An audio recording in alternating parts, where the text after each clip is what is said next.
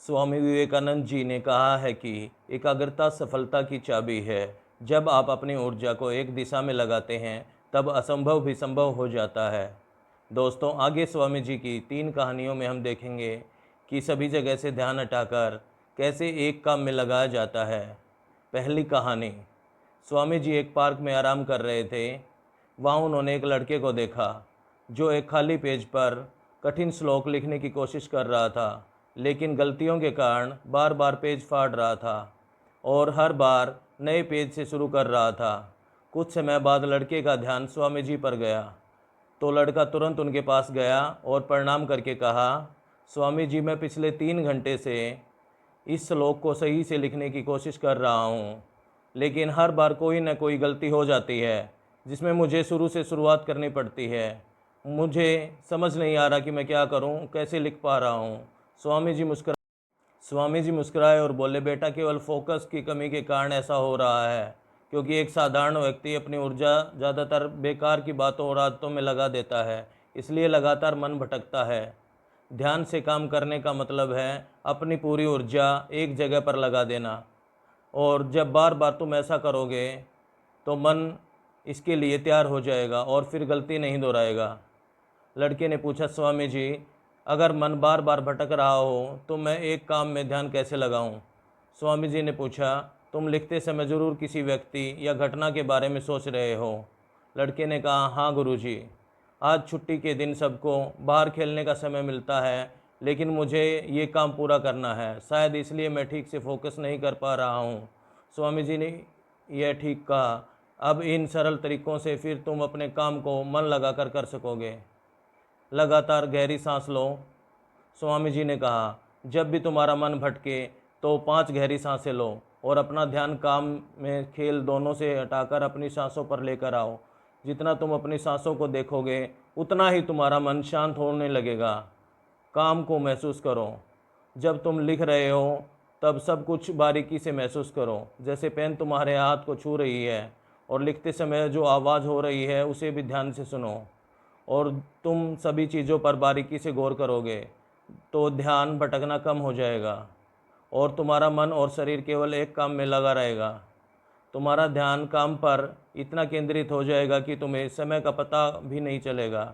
जब लड़के ने स्वामी जी की बात मानी और गहरी सांसें लेते हुए फिर से लिखना शुरू किया तो उसे पाया कि अब उसकी गलतियां कम हो रही हैं और उसका काम भी जल्दी पूरा हो गया। उसने स्वामी जी को धन्यवाद कहा। इस पर स्वामी जी ने मुस्कुराते हुए कहा, याद रखो, जब मन और इंद्रियां काम में लग जाती हैं तो ध्यान गहरा हो जाता है और यही सच्ची सफलता है। कहानी। एक दिन एक युवक स्वामी विवेकानंद जी के पास पहुंचा।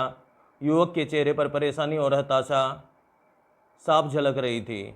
उसने स्वामी जी से कहा कि स्वामी जी, मैं बहुत समय से परीक्षा की तैयारी कर रहा हूँ। कई बार कोशिश की, लेकिन हर बार असफल हो जाता हूँ। मुझे समझ नहीं आ रहा है कि मुझसे क्या गलती हो रही है। स्वामी जी ने उसकी बात ध्यान से सुनी। फिर पूछा, क्या तुम सच में परीक्षा पास करना चाहते हो? युवक ने कहा, हाँ स्वामी जी, मैं बहुत मेहनत करने के लिए तैयार हूँ, बस मुझे ये बता दीजिए कि मुझे क्या करना होगा। स्वामी जी ने उसे अपने साथ एक खाली जगह पर ले गए जहाँ एक पुरानी मोमबत्ती और माचिस रखी थी। उन्होंने युवक को एक मोमबत्ती दी और कहा, इस मोमबत्ती को जलाकर यहाँ से थोड़ी दूर पर खड़े उस पेड़ तक ले जाओ, लेकिन ध्यान रहे कि मोमबत्ती बुझनी नहीं चाहिए। स्वामी जी यह कहकर वहाँ से चले गए। युवक ने माचिस से मोमबत्ती जलाई और धीरे धीरे मोमबत्ती लेकर पेड़ की ओर बढ़ने लगा। रास्ते में हल्की सी हवा चली जिससे मोमबत्ती की लौ हिलने लगी।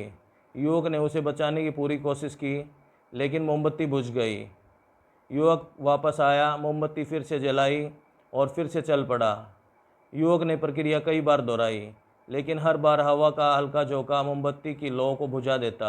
आखिर में थका हुआ युवक हाथ में बुझी हुई मोमबत्ती पकड़े वापस चला आया और निराश होकर बोला, स्वामी जी, मैं इससे भी असफल रहा। स्वामी जी ने युवक से मुस्कुराते हुए कहा, क्यों, तुम्हें बस मोमबत्ती जलाकर थोड़ी दूर ही तो चलना था। युवक ने धीरे से कहा, स्वामी जी, मैंने कोशिश तो की, लेकिन हवा के कारण लौ बार बार बुझ जाती। स्वामी जी ने कहा, यही तो तुम्हें समझाना है कि तुम्हारा मन भी इस मोमबत्ती की लौ की तरह है और चारों तरफ की हवा ध्यान भटकाने वाली आदत है। वश में नहीं करोगे तब तक ध्यान की लौ बुझती रहेगी। ऐसे ही जब तक तुम अपने लक्ष्य पर पूरी तरह ध्यान केंद्रित नहीं होंगे तब तक तुम अपनी मंजिल तक नहीं पहुंच पाओगे। इसलिए मन को एकाग्र करो और जो काम करो उसे पूरी तरह डूब जाओ। तुम्हारे प्रयास जरूर सफल होंगे। और याद रखो, सभी तरह के ज्ञान का मूल तत्व ध्यान है। इसलिए कुछ भी करने के लिए तुम्हें एक जगह ध्यान लगाना तो सीखना ही होगा। तुम जैसी आदत डालोगे वैसा ही मन होता जाएगा। इसलिए छोटे से छोटे काम भी ध्यान लगा कर करो। ऐसा करने से मन का स्वभाव बदल जाएगा, फिर तुम्हें सफलता ज़रूर मिलेगी। तीसरी